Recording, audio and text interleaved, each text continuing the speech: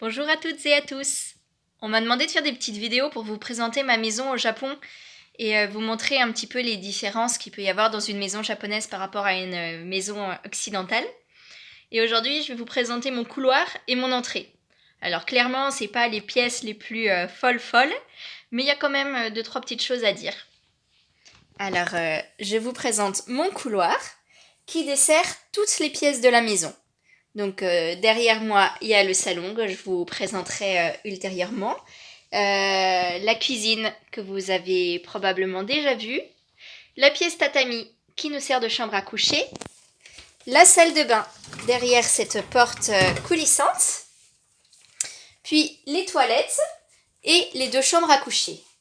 Voilà. Et là, nous avons un rideau parce qu'en fait, les maisons japonaises sont extrêmement mal isolées. Et il fait très très froid l'hiver et très chaud l'été. Voilà, donc on a mis un rideau pour nous isoler surtout l'hiver, parce que le couloir et la pièce, ainsi que la salle de bain, sont les deux pièces qui ne sont pas du tout chauffées. Et oui, il peut faire vraiment très très très très très froid. Donc ce rideau nous permet de gagner quelques degrés. Voilà. Là nous avons les rangements des chaussures. Et attention, donc au sol, nous avons du parquet. Et derrière le rideau, tadam, nous avons une petite marche qui nous permet d'accéder au sol en pierre, qui est l'espace qui délimite le passage des chaussettes aux chaussures.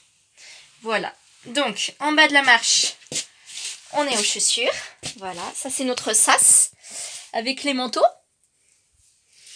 Dans le petit sas, voilà, quel espace chaussures. Et vous voyez la marche. Et en haut de la marche, hop, le couloir et l'espace où les chaussures sont totalement prescrites.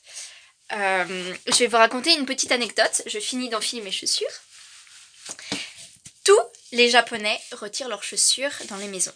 Ça, je vous avais déjà raconté un petit peu ça. Les Japonais retirent leurs chaussures quand ils vont dans les écoles, dans certains établissements publics, dans les temples, dans les églises, dans certains hôpitaux. Voilà, c'est quelque chose de tout à fait ancré dans la coutume, dans la culture japonaise, qu'on se déchausse pour des questions d'hygiène. Voilà.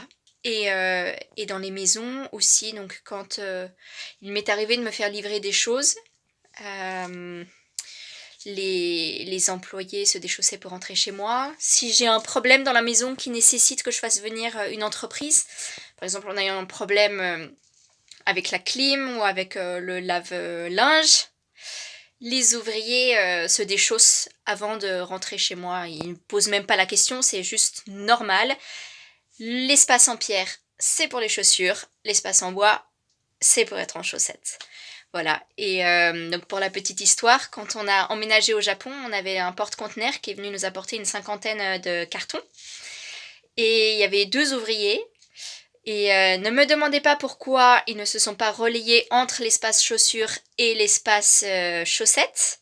Mais ils ont pris 25 cartons chacun et à chaque fois, ils sont arrivés en chaussures, ils ont enlevé leurs chaussures, ils ont été sur le passage chaussettes pour aller apporter les cartons dans les pièces adéquates, ont remis leurs chaussures, ont été chercher un autre carton, etc.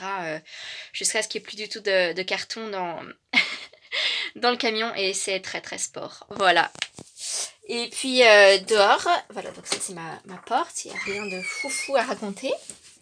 Voilà, le beau ciel chez moi. Et on a un deuxième sas ici. Voilà, nous on stocke la poussette, les plantes pour l'hiver, le sapin de Noël. On a une pièce là-bas qu'on appelle le sauna parce que c'est la pièce la plus chaude de la maison, elle a le chauffe-eau. Et comme c'est très mal isolé, ben, autour du chauffe-eau, il fait chaud. Voilà. Et les pelles à neige parce que on habite dans le département le plus neigeux au monde. Au monde. Voilà, donc on est prêt. Et là, ce sas, ça permet justement d'isoler un tout petit peu la maison de l'extérieur, de la neige, de la pluie, de la tempête. Il pleut tout le temps quand il neige pas, voilà. Et on a 2 petites marches qui nous amènent à l'extérieur, qui sont recouvertes de neige l'hiver. Voilà. J'espère que vous aurez appris des choses. Oh oui, je vous montre la boîte aux lettres vu qu'on y est. Donc on a une petite boîte aux lettres à l'extérieur avec notre nom. Hop. Et on a une deuxième petite boîte aux lettres à l'intérieur. Si besoin, si c'est trop la tempête dehors et les livreurs Amazon nous posent souvent des colis dans le sas juste ici. Il nous est même arrivé une fois de pas fermer la maison et qu'un livreur nous pose le colis directement dans la maison quand on n'était pas là. Donc voilà, c'est la sécurité au Japon. Si vous avez des questions, mettez-moi un petit message, je me ferai un plaisir de vous répondre. Bye bye!